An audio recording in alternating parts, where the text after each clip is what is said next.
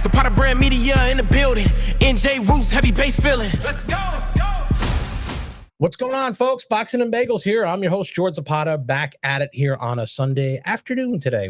I didn't get a chance to do it this morning. A little bit busy, got backed up, had to do some working out and take care of some other stuff on the personal side with the other business. But last night, Misfit Boxing 22 was at the AO Arena, and it was a interesting card to say the least. I was actually interested in the Darren Till fight against Luke Rockhold. But let me get into the co-main event first. A guy I don't know, quite honestly. I've heard about him, but I know my kids know who he is. Salt Papi. Evidently, he is a guy making a name for himself in the celebrity boxing, misfit boxing realm. Fought Tony Ferguson. Now, when I initially heard this fight going to happen, I was like, oh, boy. You know, because Tony, although he's still a good fighter, let me take that back. Scratch that.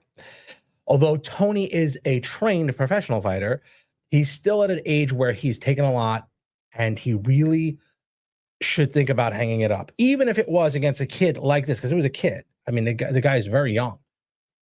And I got nervous with him going in there. He hasn't looked good. He's been beat up a lot lately. And going into a fight like this, all he could use is his fist, which he wasn't known as a person who was a striker. He was a very good wrestler and jiu-jitsu and submission wrestler. So I was nervous about him going into this fight. But evidently, from the highlights that we'll see here, he took it to Salt Papi there. Round 3, I believe he ended this fight on strikes. TKO for Tony Ferguson. I think it was stopped a little early. I think it was, because it didn't seem like he was so totally out of it. I would have liked to have seen Tony finish him, because to get this Salt Papi guy out of there. But he if you look at the shots he's throwing, his hands are way down. And if he has anyone with any kind of skill and throws a left hook over the top, right hook over the top, right hand straight over the top, he's gonna have a problem. And I think the last thing Tony Ferguson needs is another knockout.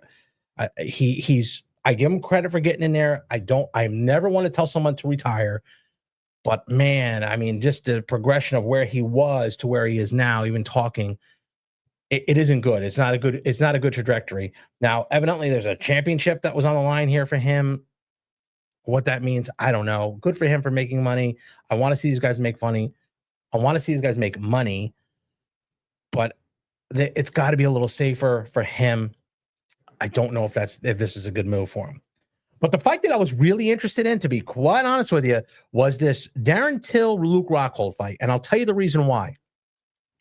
Normally, when you have fights like this, you have two guys that are, whether one's a boxer, one's an MMA guy. These guys are two boxers or two MMA guys who both have been knocked out viciously. Both. I will say this, Darren Till, I thought was a little bit stronger. And the reason why I think he got knocked out as viciously as he did against Masvidal is because, one, I don't think he took him that seriously, because Masvidal was a guy who had a lot of losses on his record, but I don't think he thought he was going to lose. When he got hit, he went out. Now, was that a partial because of how much weight he had to cut to get to that weight when they fought? I don't know, but lately he'd been in MMA,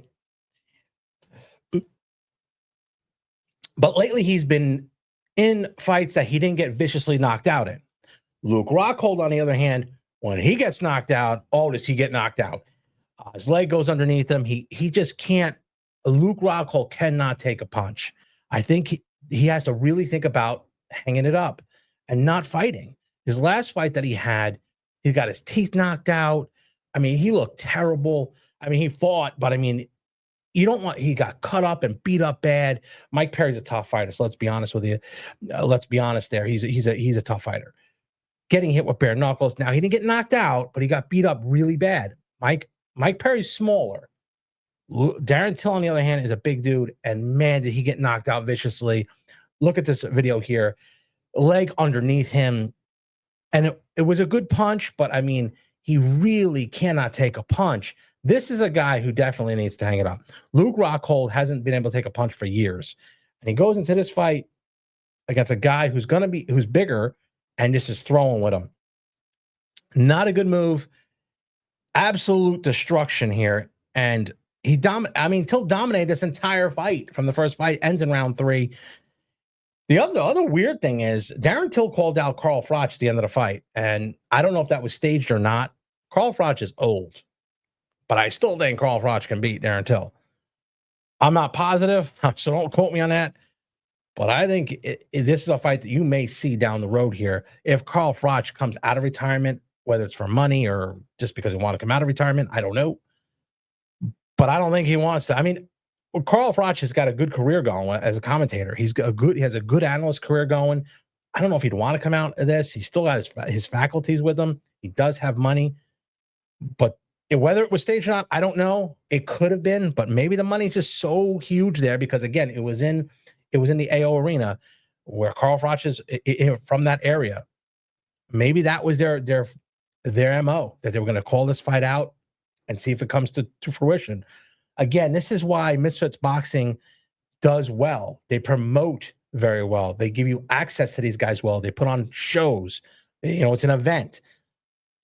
I mean, it's definitely something to look forward to down the road if it happens. I don't know if it will, but if the next couple of days you see them going back and forth, I can almost assure you, Misfits 23 or 24, that'll be the main event. That's it for the weekend. Again, not much going on in boxing here. Next week, we're gearing up for Canelo Alvarez versus Terrence Crawford. However, guys, have you been hearing anything about this promotion? Nothing. This thing has been dead, and we are only 16 days out. Unbelievable. You haven't heard anything. I'm going to get on the horn with some people this week, try to get some people on. If you haven't watched my Kevin Iole documentary, I have it up now. It's called Ink, Blood, and Legacy. It's the last event that Kevin Iole was at. He happened to invite me there. I was lucky to be a part of it. I was able to capture it, put it on a video there, and it's the documentary that I think you guys will really enjoy. I've gotten some great feedback from it.